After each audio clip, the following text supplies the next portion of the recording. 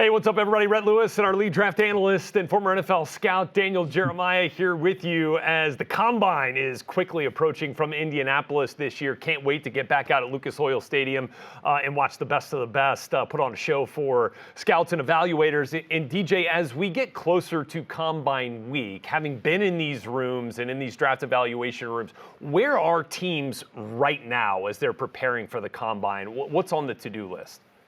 Well, Rhett, every team has just come through their meetings. So over the last week, some teams a week to 10 days, they've been setting their board. We talk about anchoring your board so that when you go to the Combine, based off what happens there, you don't have wild swings of a guy maybe going from your 6th round range up to your 1st round range. So you're going to get that board all locked in and set.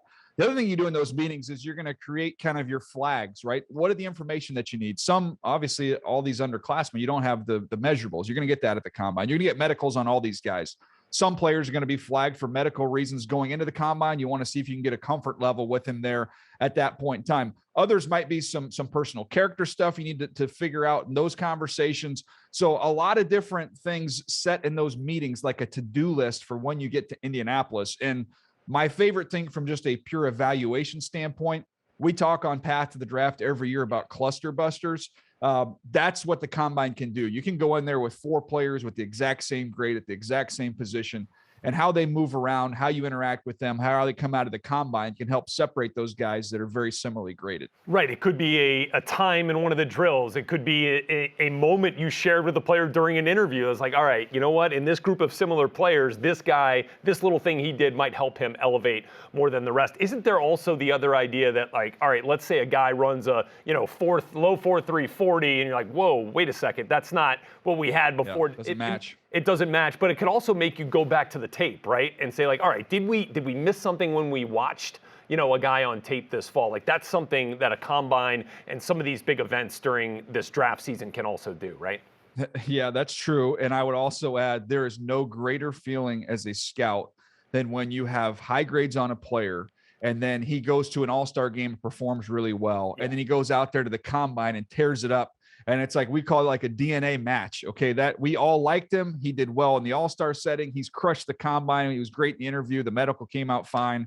Off we go. Now, unfortunately, there aren't many of those guys. A lot of times you'll have guys with those high grades and all of a sudden something doesn't match. They don't work out well. Okay, we need to go watch more. Right. Now we're a little low on this guy. He can't run. He's a receiver. I like him, but he's just a little stiff and can't run. Well, you get out the Combine workout and he flies. He looks fluid. And it's like, oh boy, we better go do a little more work on those guys. You get a lot more of those scenarios than that first one. Yeah, we do like those laminate the reports types of prospects for sure. All right, look, the quarterbacks are always must-see, right, when we get to the Combine and their workout with the wideouts, with the running backs and the tight ends and all of that. But outside of that group, like what are the top position groups that we're going to see at this year's Combine?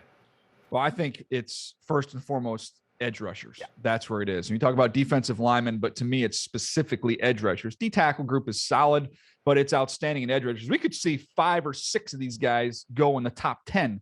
And when you start looking at how they're going to work out, Aiden Hutchinson, who told us the other day, he's going to do everything there. Kayvon Thibodeau from Oregon is going to do everything there. So get a chance to watch those guys. And then you talk around the league.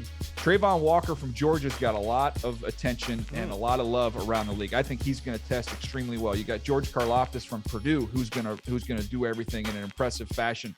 And then we talked about checking all the boxes. How about Jermaine Johnson from Florida State, who was very productive after transferring from Georgia, led the ACC in sacks.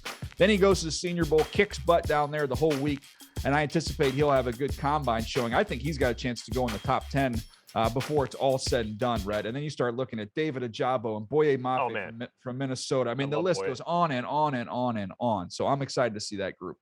And then outside of the position groups, just individual-wise here, who are some prospects that you feel like could really elevate from their time at the Combine?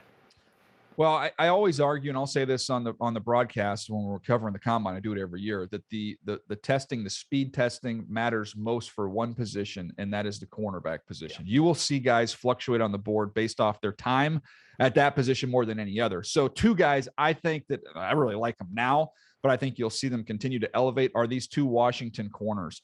When you look at him, Kyler Gordon, somebody, I don't know, a lot of people are familiar with him. He's very tall. He's very long. He's going to run in the 4.3s. He's going to jump over 40 inches. You're going to really start to see his name buzzing after the combine. And then look, I've been a Trent McDuffie guy for a long time.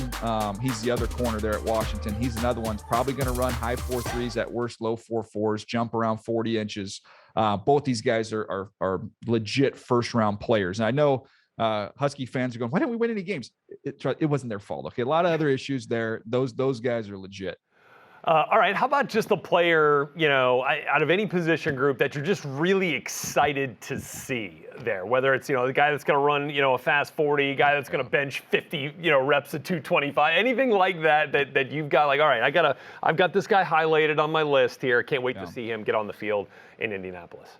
Well, I want to see how big Treylon Burks is from Arkansas. We have him listed at 6'3", 225 pounds. My first question is, is he really that big? He's supposed to have close to 11-inch hands, which is incredible. And then, when you watch him on tape, some teams question his speed, but he's got all these long home run plays of 70-plus yards inside the SEC that would tell you that shouldn't be a concern. So just how big is he? How fast is he? How big are those hands?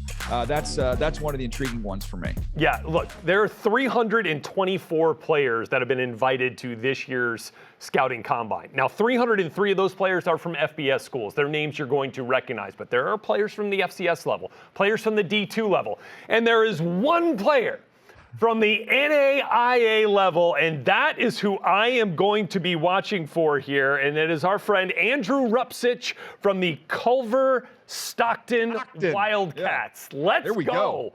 He's an offensive tackle and would be the first player ever drafted from Culver Stockton. So I've got my eye on you, Andrew Rupcich. Can't wait to see you take the field. What do you think? Can I just tell you one thing, Rhett? I have done the tape on every single offensive lineman for this scouting combine and preparation, save one. I have not been able to hunt down that video yet, but I've got until the workout starts. Okay. I'm on a scavenger hunt trying to find this stuff. That's what we're talking about. It'd be a lot easier, though, for all of you watching here to find all of our Combine content. Starts March 3rd, live right here on NFL Network from Indianapolis and Lucas Oil Stadium. Daniel Jeremiah will, of course, be up in the booth for all 4 days with our man Rich Eisen. It's going to be so much fun. And then, of course, Move the Sticks. We've got you covered for all your Combine previews and all that great content, as we always do. Thanks so much for being with us here.